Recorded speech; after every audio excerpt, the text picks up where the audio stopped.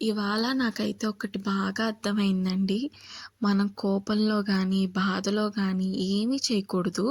ఎందుకు అంటే అది వెంటనే మనకి చూపిచ్చేస్తదనమాట. ఇవాళ నాకు కూడా అదే జరిగింది. నేను లెగడం కోపంతోనే లెగిచాననమాట. ఎందుకంటే నిన్న నైట్ నుంచి చిన్న డిస్కషన్ పడుతున్నాం మేమిద్దరం. నేను గాని, ప్రకాష్ కానీ. ఎందుకు అంటే తనకేమో గారెలు కావాలి, నాకేమో పులిహోర కావాలి. ఎందుకంటే పులిహోర అంటే సింపుల్‌గా అయిపోద్ది కదా అనుకున్నాననమాట. సరేలే అని చెప్పి గారెలు స్టార్ట్ చేశాను. నిన్న ఈవినింగ్ పప్పు నానబెట్టాననమాట. అది ఆడేశాననమాట వెంటనే. ఆడేసిన తర్వాత అదేమైంది అంటే కొంచెం పల్చగా వచ్చింది. పల్చగా వచ్చింది కదా అని నేను కొంచెం బియ్యం పిండి కలిపాననమాట. ఇక్కడ చూడ్డానికి బాగా కనిపిస్తున్నాయి గానీ, అక్కడ మాకైతే దీపావళి పండుగ జరిగిందనమాట అవాళ. ఇద్దరికీ భయమేసిందనమాట.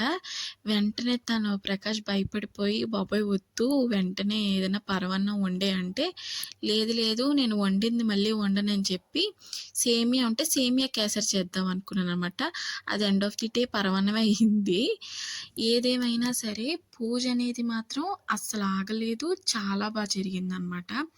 ఒక 5, 10 మినిట్స్ మాత్రమే ఉంది ఆ డిస్కషన్ గానీ, ఇది గానీ. తర్వాత అంతా నార్మల్ అయిపోయింది. అంతా జరిగిందనమాట. ఎండ్ ఆఫ్ ది డే నేను హ్యాపీగానే ఉన్నాను. కోపమైనా, బాధైనా, ఏదైనా మంచికే అయ్యుండాలి అని చెప్పి దేవుడిని కోరుకున్నాననమాట ఇవాళ.